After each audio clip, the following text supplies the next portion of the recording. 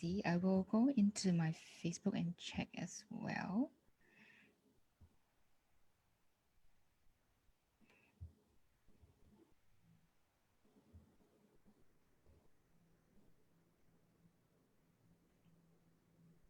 Okay, we should be live. Mhm. Let me see. How do I do that?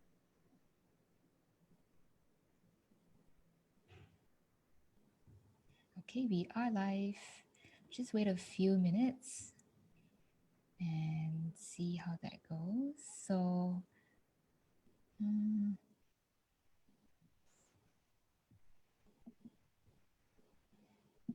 and I'm also going to check if you're in the group.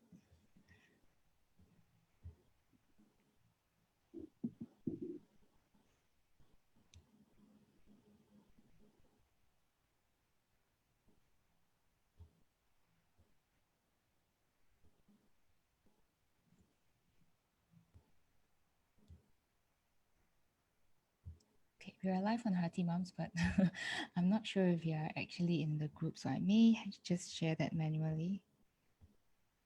I did join, right? Yes. So let me try to share that again so that the other people in the group can watch us as well.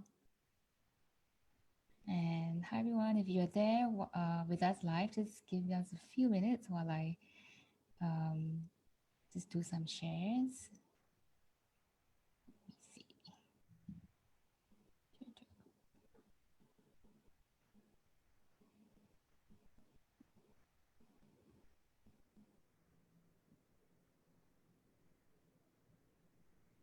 Okay.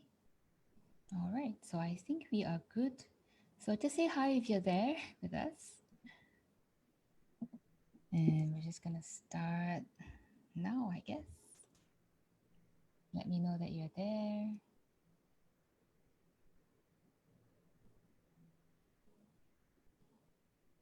Okay, I'm still trying to figure out. Thank you for your patience. Okay, there we are. All right, awesome. Okay.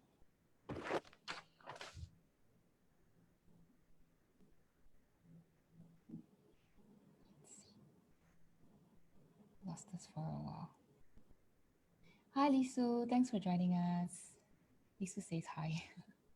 Hi. Okay, so hi everyone. This is Sofie from Hearty Mums, where we love equipping working moms with tools to nurture happy, thriving children. And every week we speak to different experts along our team. And currently we are focused on exams. So today our guest speaker will be sharing with us on how to motivate our children. And I am really, really excited to introduce Dr. Petunia Lee. She is the principal EQ coach at the Collaboration Corner. And how I got to know her, I was reading this book and I was so very impressed. I finished it in one day and I was like, oh my God, I need to get Dr. Pet to come and talk to us. And I'm so grateful that she has generously agreed to share her time and expertise with us. So without further ado, I'm going to welcome Dr. Petunia Lee. Thank you for joining us, Dr. Pet. Hi. Yeah, Dr. Pet, would you like to tell us a little bit about maybe yourself, Collaboration Corner, or how you came about doing what you're doing? At the Collaboration Corner, we teach EQ in simulated real world work groups. So we have behavioral psychologists who will make the observations, uh, and then we will problem solve, troubleshoot. Often we welcome children that pose many problems at home, in school, uncontrollable children, children who don't want to study. We also have children who have nothing wrong with them, but they want to lead. They want to learn to lead. So we welcome these children in our center. We work with them. We work with their parents too to deliver results. Oh, wonderful.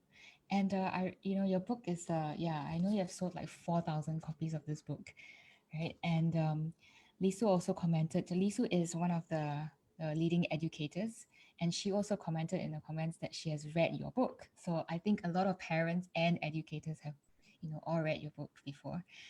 Can you tell us a little bit about this book?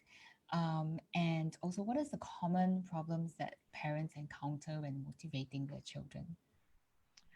The book brings together a set of strategies that I have pulled together under the name internal drive theory.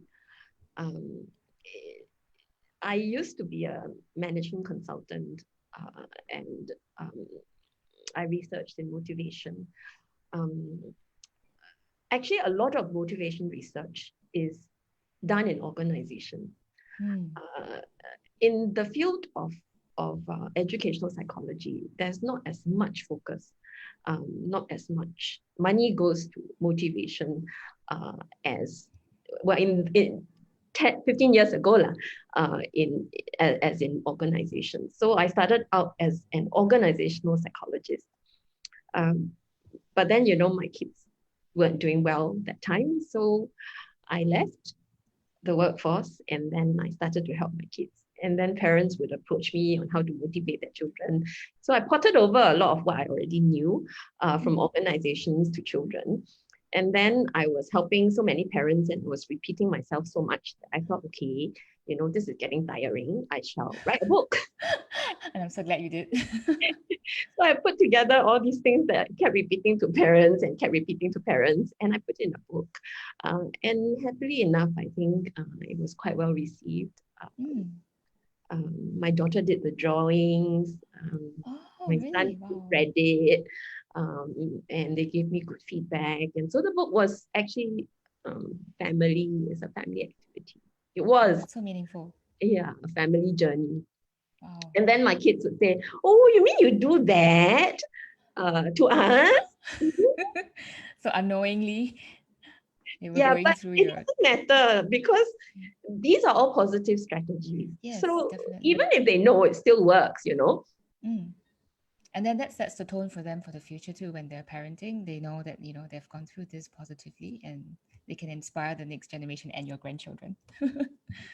As to the most common problem parents encounter when motivating their children, at the collaboration corner, we do quite a fair bit of parent coaching. So I have a lot of visibility into family dynamics and what parents do, what children are like, why isn't it working? And across the board, I find that one of the issues parents manage poorly is actually the emotional environment at home. If Mm. you manage the emotional environment, you can motivate. Let me maybe share something Okay. there. Mm. Because in essence, emotions power effort.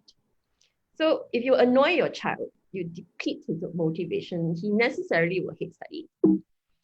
But if you give him joy, tops up motivation, he will love study. Yes. Yes.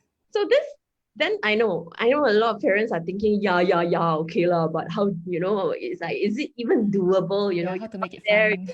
you're saying these things, and it's all theoretical, anybody Mm. can say that, does it work?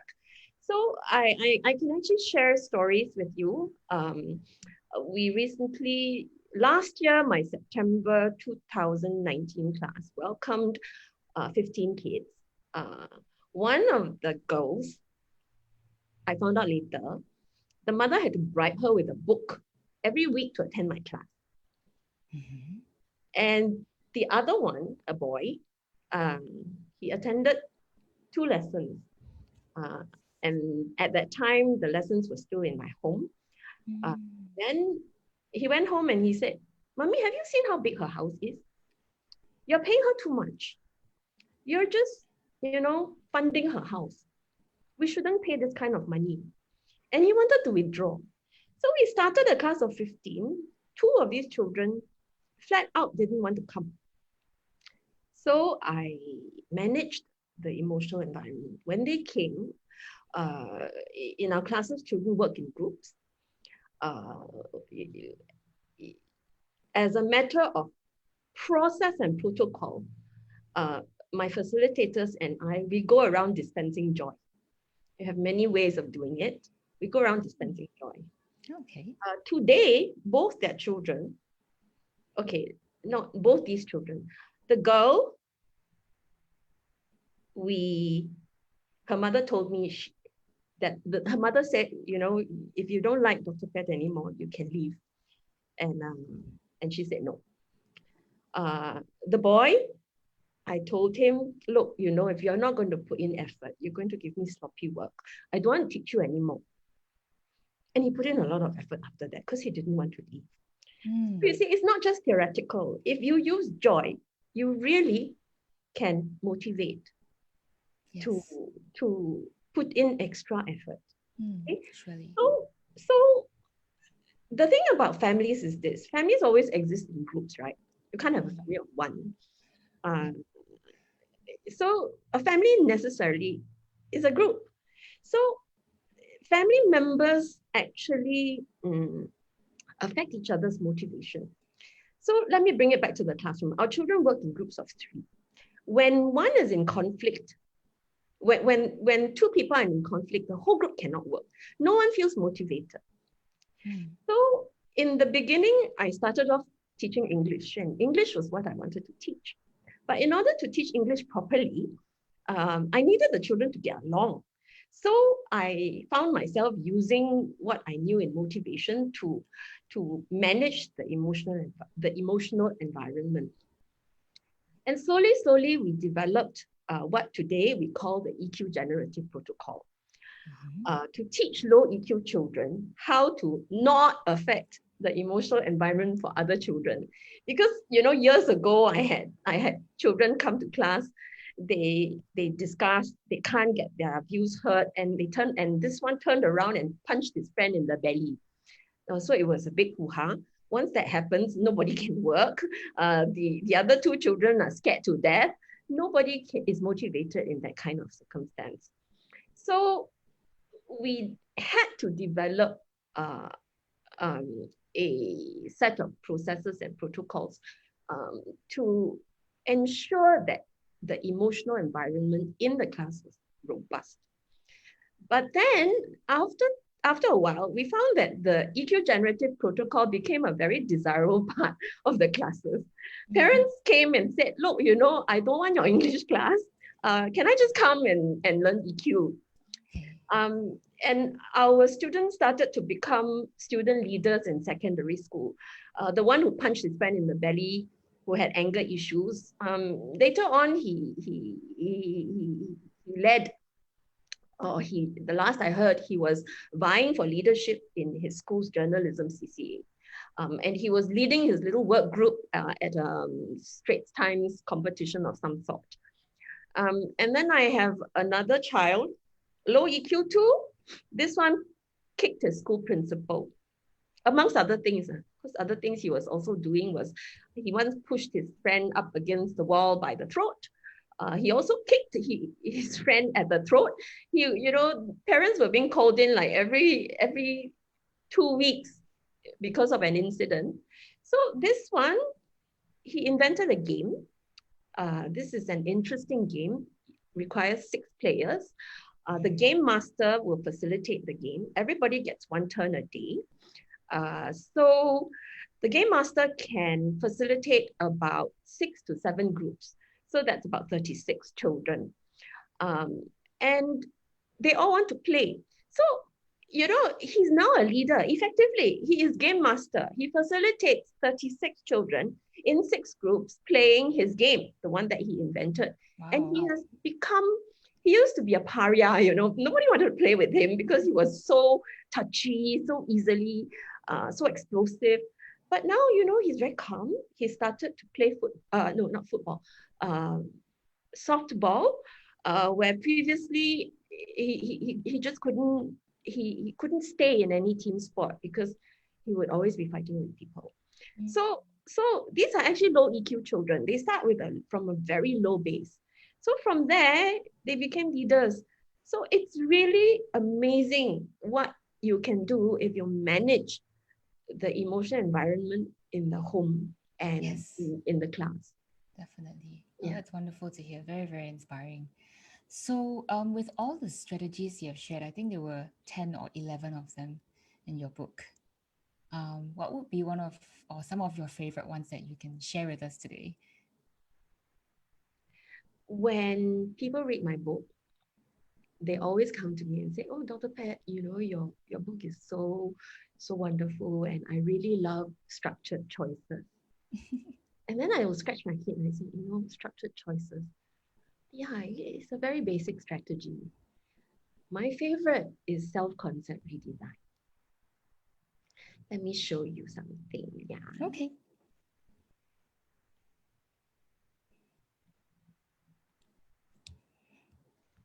Self-concept redesign.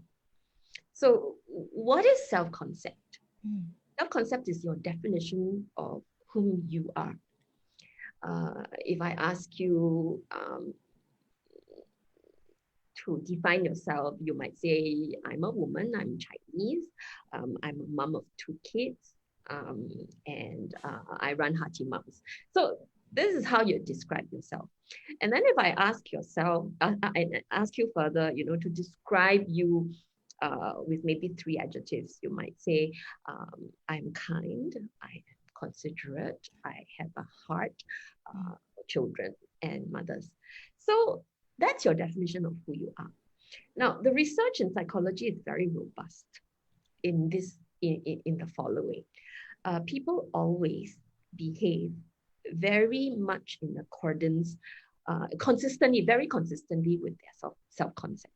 Okay, so Mm. let me give you an example. My daughter, she's now a big girl now, but when she was 15, Nanyang girls put her in the humanities program. Mm. So 25 girls were picked to go to what they call the HP class. At the end of year three, collectively, this HP class scored at the bottom of the cohort in math. So the teachers were all befuddled. They went into the room and said, how can you all score so badly? So the girls were like this, but we are all humanities people. We're not supposed to be good in math. We are good in geography, history, literature, not good in math. And the teacher was like, huh. So he went back and he got the exam data from the previous year. He came home, he did a bit of charting and graphing, and then he said, he came back and he showed the girls. But for you to even be picked to go into the humanities class, you have to be in the top of your cohort in math. So we don't understand how you're all dropped from the top 10% in math to bottom 10% in math. Mm. And then the girls were like, huh. So you can see now how powerful labeling is. Yes, certainly. Labeling has immense consequences. Because they were labeled the humanities girls, they all decided that they were no good in math, and they weren't. They were no good in math. Mm. So self-concept design really is my favorite. Mm. I do it without even thinking, because I do it so often, and I do it to my children still. I don't have to anymore, but I still do it. So um, how does it? How do I do it? Let me give you an example. Okay. When I took my son over from my mother-in-law in end of primary three, because he did so badly in school, he was like near the bottom of the class. My mother-in-law, you know, said to me, he's playful. He can't focus. He doesn't like studying. He does things Mm. very slowly. And it was true. I looked at my poor son, he's so small, so skinny, and he really was all those things. But I used self-concept redesign on him. Next year, he's going to Cambridge. Nobody who knows him today will say that he's playful, unfocused, does things slowly, and doesn't like to study. You don't get into Cambridge with that kind of attitude. Yeah. So self-concept design requires us to pick evidence from the child's natural behaviors. There must be evidence. Mm. and then to use this evidence to accuse the child. And I use the word accuse. I know it's a very, very strong word, but essentially parents do this all the time, but negatively. You didn't finish your homework, you're lazy. Your handwriting is poor, you're not diligent. You do self-concept design all the time, but do you do it deliberately or do you do it accidentally? And you sculpt your child's self-concept design to be lazy, not diligent, not focused, afraid of failure. Okay, then at this point, when I coach parents, they always kind of tell me this. They say, but Dr. Pat, he doesn't give me any behaviors. There's no evidence, you know. And then I'm like, no, you have to plant evidence. Oh, I like this. Plant evidence. Yes. Okay. If there's no evidence, you plant evidence. So remember, my son is not focused, right? Okay. So I worked with him for 2 hours. Along the way, I gave him a lot of joy that kept him focused. At the end of 2 hours, because with my help, right? I mean, if I asked him, sit down there for 2 hours, don't move, won't happen now. Yeah, but you know, I sat with him or was there, and I deliberately managed the emotional environment to give him joy, pops of joy, right through the 2 hours. And he did his work. At the end of the 2 hours, I had planted evidence already. I said, wow, you worked for 2 hours. You must like studying very much. And then the first time I said it, my son looked at me, she must be crazy. But then I did it again and again. And I still remember when he was in P3, he failed math. So he was like, I'm not good at math. He came and patted my knee and said, Mommy, I'm not one of the smart ones, Mommy. I'm not like Jadeite. I'm not smart. So in his self-concept is, I'm not smart and I failed math. So I again planted evidence. You know, I went to find things, you know, math worksheets, and then I would do the problem sum and he would do the problem sum, and I would do it wrongly. And then he would do it correctly. Of course, you know, I'm smart enough to pick something he can do. Yeah, then both of us do together, and then I do it wrongly, and then he will show me his working, and I say, no, son, you are wrong. Mommy is right. And then he looks at me, and then he said, no, Mommy. And then he explained. I said, no, I'm right. He rolled his eyes. Okay, it's a good problem. Yeah, it's a good problem. He's a bit rude. I give you that. Yes, but it's a good problem. Better he roll his eyes because he's explaining to his stupid mother than I roll my eyes because I'm explaining to my stupid son. So this is a happy problem. So he rolled his eyes, and then he said, no, he tried to explain again. So we argue back, argue forth. And then I said, okay, why don't we wait for Daddy to come home? Daddy is the genius in math. We ask Daddy to decide which one of us is correct. Daddy comes home, and of course, Daddy ruled in his favor because actually he's right, lah. Yeah. And then my son looked at me and gloated. But that again is still a good problem. Better that he looked at me than I gloat at that I go, oh, you know, you're so stupid. It's a good problem. You know, children are going to give you problems anyway. So try and get them to give you good problems. Yeah. So I worked on his self-concept diligently. Every day I can probably do evidence positive accusation upwards of maybe 60 to 70 times. Wow. Okay. Is that your recommended number for parents trying this concept? If you can do it if you can make it a habit the way I do it, I do it almost without thinking. I mean, you really have to think of it as one of my favorite analogies is that children are like Jadeite. You know, Jadeite is a gemstone. It's one of the toughest stones available. And it is very, very hard to carve. So you have to carve Jadeite one nick at a time. Children are even harder than Jadeite because it takes years to carve.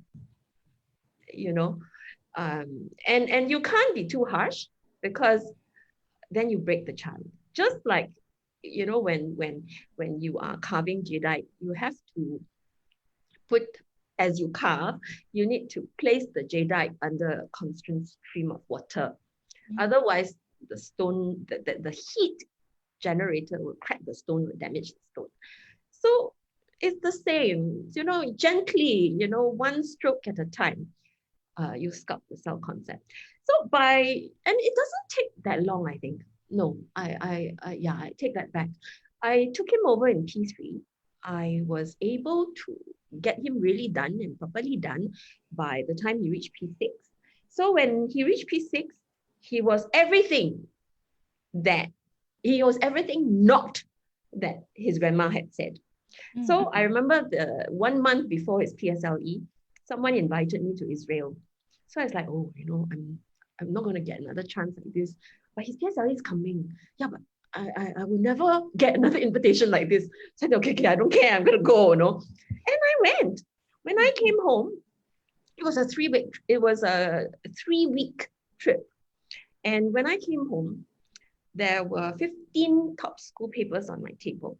And not just that, there was a sheet of paper with a table with 5 columns. Column number 1, the name of the top school paper. Column number 2, the marks he got after marking. Column number 3, the marks he lost to carelessness. Column number 4, the marks he lost to really don't know. And column number 5, action plan. Wow, lovely. It was there, all tabulated. From a 12-year-old. not just that, he also had 15 English compose for me to mark. And I was very angry because I thought I told him to do Chinese compose. So I wasn't very pleased about having to mark 15 at a go.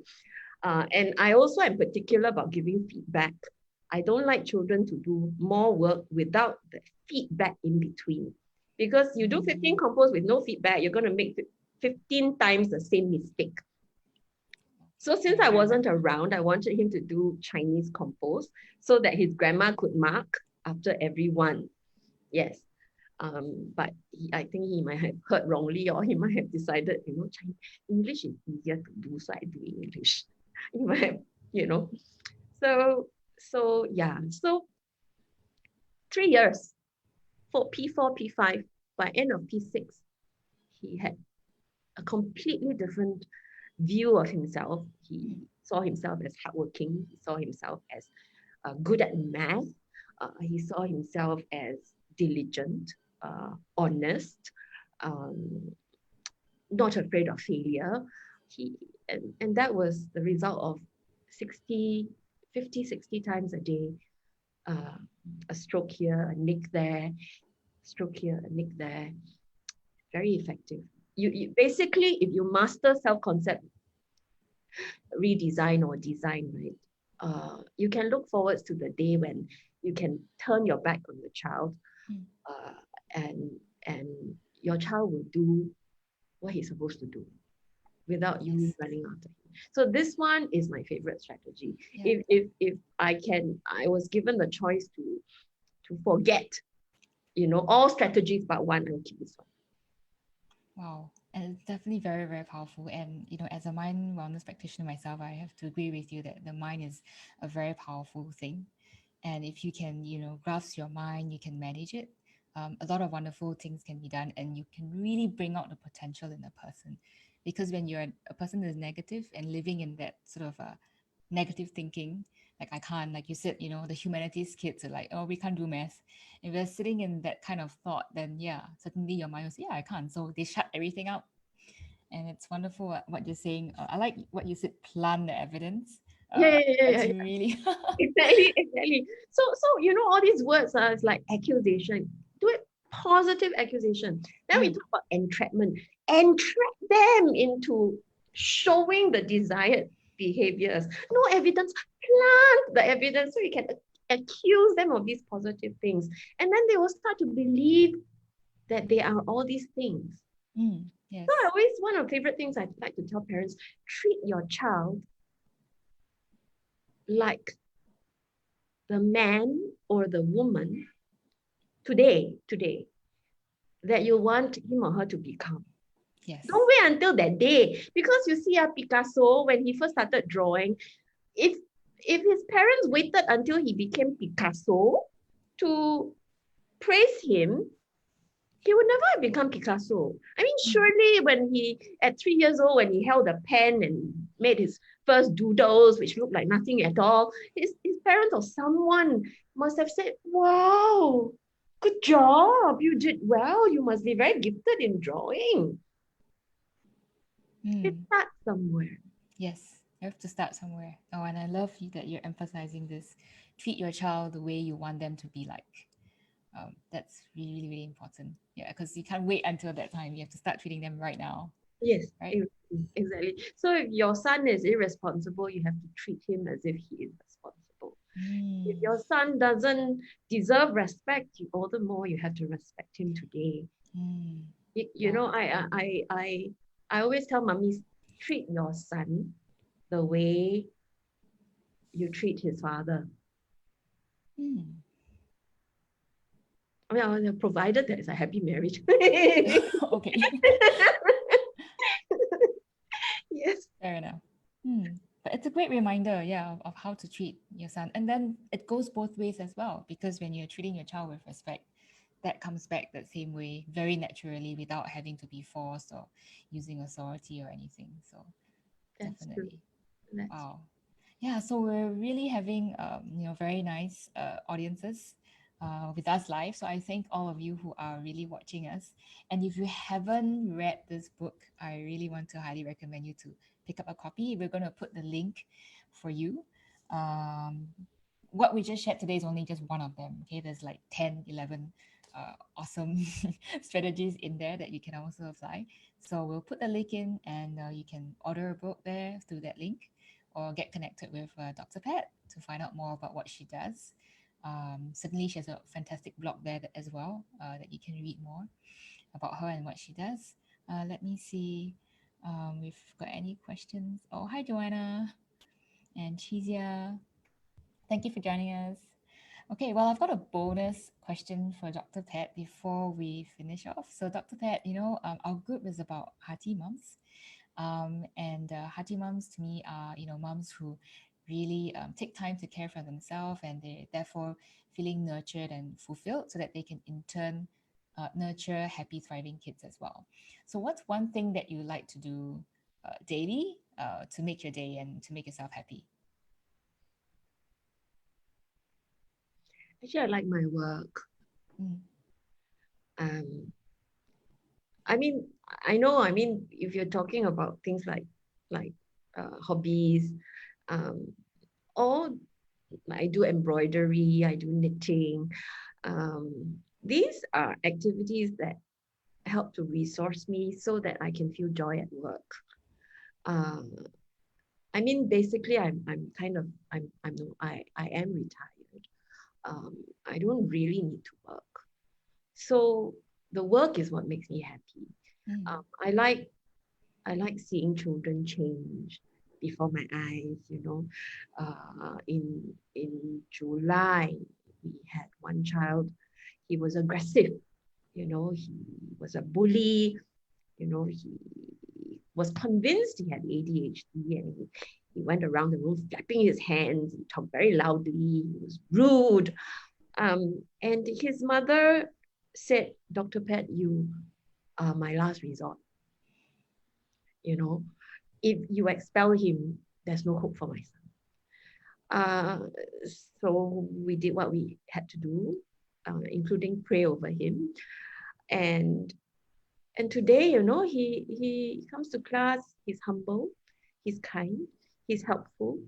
Um, he will helpfully remind. The other day, I think my facilitator made a mistake in something, and he was very gentle when he told her. Previously he would have done it in a very contemptuous, disrespectful way, but he said it very gently, and we were very appreciative, and we thanked him for his gentleness. Um, and I tell you, his mother is such a fan now, because it was like, I'm sure you you have lots said of to my fans. son.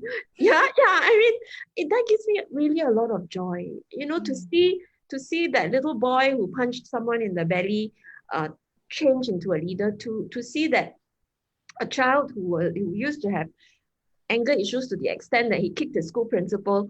Um, Today, game master, popular, leading a group of 36 boys at least. Um, that's happy. I mean, Yes. that is like not just happy, that is like, yeah, kind of happy. Very fulfilling as well and so It meaningful. is. It is. Yes. And there are days when I cry. It's true. You know, when the first two classes are very, very tiring because we get all the problem children. After all, I mean EQ, right? Motivation, right? That is what I sell myself on, right? So of course we get all the problem children. So there are days, you know, when after the class I go home and I hug my pillow and I cry and I tell my husband, I cannot take it. I'm gonna stop, close shop already. I don't want to continue anymore. But then the next morning comes and I have to do what I have to do. Mm. And God is always there and God gives me strength. And I think God makes miracles happen too. It's not just. Mm. Oh, so wonderful to hear what you're saying. Very inspiring and definitely, making a difference in somebody's life is always very fulfilling. And it's wonderful you're doing such meaningful work. So, yeah, if you're listening in and you'd like to check out more, also click on the link later on. We're going to post it up so you can connect with Dr. Pet. Okay, so any last words for us? And I think the impact is great. I like, you know, I'm in my 50s, right? So let's say I die in like by the time I'm 70s, 80s. So my children, I mean my students, when they are in their 30s and 40s, that's when you know you kind of reach the pinnacle of your career. You know, sometimes I like to just look at them and say, imagine what they would become. You know, the Chinese have this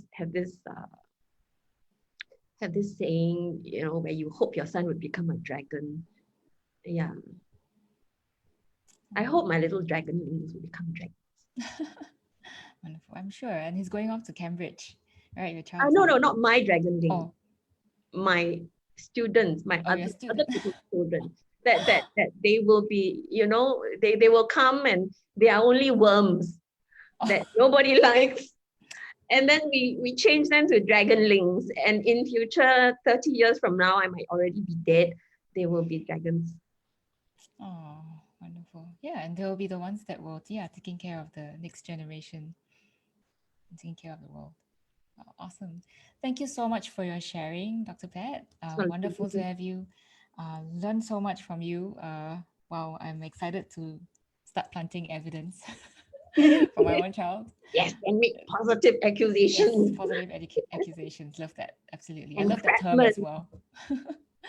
Awesome. So yeah, so this we've come to the end of our Hearty Chats. And thank you for those of you who've stayed with us and those who will be watching the replay. If you have any questions, feel free to put them in the comments, and Dr. Pet will be most happy to answer them later on. So thank you for joining us, and we wish you a good day. And join us in the next Hearty Chat video again. All right, bye for now. Just let me switch up.